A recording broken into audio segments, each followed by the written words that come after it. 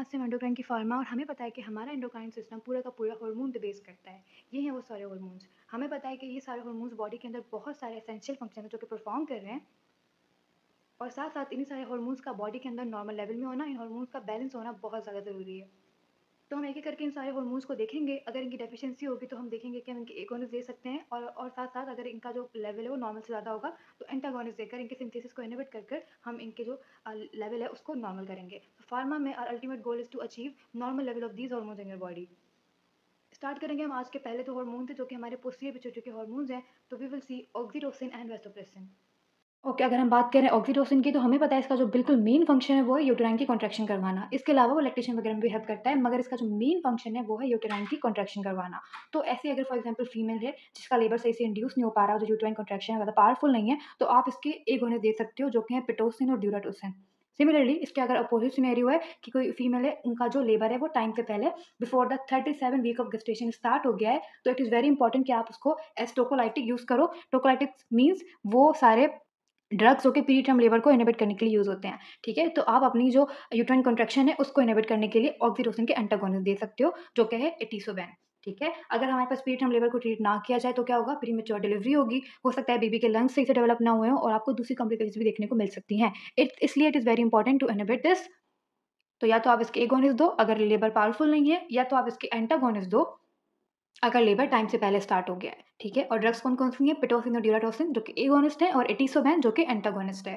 उसके बाद हमारे पास जो नेक्स्ट हार्मोन है वो है वैसोप्रेसिन।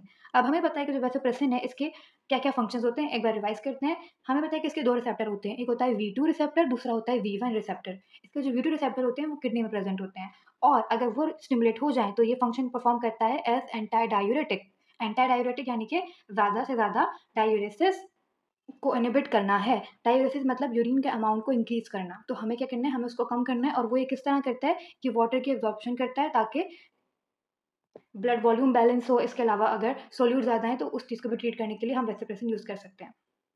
इसके एक और रिसेप्टर होता है जो कि कहलाता है V1 रिसेप्टर, और ये वेसल्स की स्मूथ मसल के अंदर प्रेज़ेंट होता है। तो अगर ये स्टिमुलेट होगा तो ये वेसोकंस्ट्रक्शन करवाएगा। सिमिलरली जो V2 रिसेप्टर होता है वो सिर्फ़ किडनी में नहीं बल्कि एक्स्ट्रा रीनली प्रेज़ेंट होता है। तो अगर वो आपका स्टिमुलेट हो जाए तो फिर वो क्लॉटिंग में हेल्प करता है, वो रिलीज़ करवाता है क्लॉटिंग फैक्टर 8 और वॉन विलिब्रेंट फैक्टर। अगर आपने ब्लड मॉड्यूल पढ़ा है सो यू नो कि इनका क्या फ़ंक्शन होता है क्लॉटिंग के अंदर। तो ये तो हमने बात करी नॉर्मल फंक्शंस की। अब हम देखते हैं कि हम इसके एगोनिस्ट को और इसके एंटागोनिस्ट को कहाँ-कहाँ यूज़ कर सकते हैं। इसका जो एगोनिस्ट है इट इज़ कॉल्ड डेस्मोप्रेसिन। इस इसको आप ओरली, नेज़ली, पारेंटरली किसी भी तरह से दे सकते हो। किस चीज़ की ट्रीटमेंट में आप यूज़ करते हो? सबसे पहले यहाँ पर लिखा हुआ है पिट्यूटरी डायबिटीज़ इंसिपिडिस। ये वो डिज़ीज़ है जिसके अंदर आपका जो वैसोप्रेसिन है उसकी अमाउंट बॉडी के अंदर कम हो जाती है, या फिर उसके रिसेप्टर रेज़िस्टेंट हो जाते हैं, जिसकी वजह से बॉडी के अंदर से सारा वाटर एक्सक्रीड हो रहा होता है। तो आप अगर वेसोप्रेसिन रेज़िस्टेंट है या फिर वेसोप्रेसिन बॉडी के अंदर नहीं है, तो आप इसके एगोनिस्ट दो व्हिच इज़ डेस्मोप्रेसिन, और इसको ट्रीट करो। सिमिलरली मैंने बताया कि क्लॉटिंग में भी हेल्प करता है, तो आप इसको माइल्ड हीमोफिलिया या फिर वॉन विलिब्रियन डिज़ीज़ इनके अंदर भी दे सकते हो। फिर हमने बोला कि वेसोकंस्ट्रक्शन भी करवाता है, तो आप इसको इसेवेजियल वेराइसिस के अंदर भी दे सकते हो, जिसके अंदर हमें पता है कि वेराइसिस के अंदर जो ब्लड वेसल्स होती हैं, वो due to high pressure dilate कर जाती हैं। तो आप इसको एज़ वेसोकंस्ट्रक्टर भी यूज़ कर सकते हो, साथ जो ब्लीडिंग होगी उसको भी इनहिबिट कर देगा इसकी वजह से, क्योंकि ये क्लॉटिंग में भी हेल्प करता है। तो ये तो हमने बात की इसके एगोनिस्ट के फंक्शंस की कि हम कहाँ-कहाँ इसको यूज़ कर सकते हैं। अब इसके एंटागोनिस्ट भी हैं, तो इसके एंटागोनिस्ट को आप यूज़ कर सकते हो इन कंडीशंस लाइक हाइपोनेट्रीमिया, जिसके अंदर ऑलरेडी बॉडी के अंदर क्या है, सोल्यूट कम है।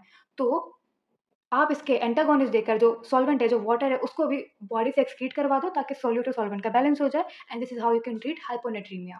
सिमिलरली एक्यूट हार्ट फेलियर में भी आप दे सकते हो, क्योंकि आप अगर इसके एंटागोनिस्ट दोगे, आप रिलीज़ करवाओगे वाटर को, ब्लड वॉल्यूम कम करोगे, एज़ अ रिज़ल्ट आप एक्यूट हार्ट फेलियर में भी इसकी ट्रीटमेंट यूज़ कर सकते हो। याद रखना है कि इसके जो एंटागोनिस्ट है उनका नेम है कॉनिवेप्टेन एंड टोल्वेप्टेन। कॉनिवेप्टेन को आप आईवी देते हो, टोल्वेप्टेन ओरली यूज़ की जाती है, और इसकी ट्रीटमेंट 30 डेज़ से ज़्यादा नहीं करनी, क्योंकि फिर ये हेपेटोटॉक्सिक है।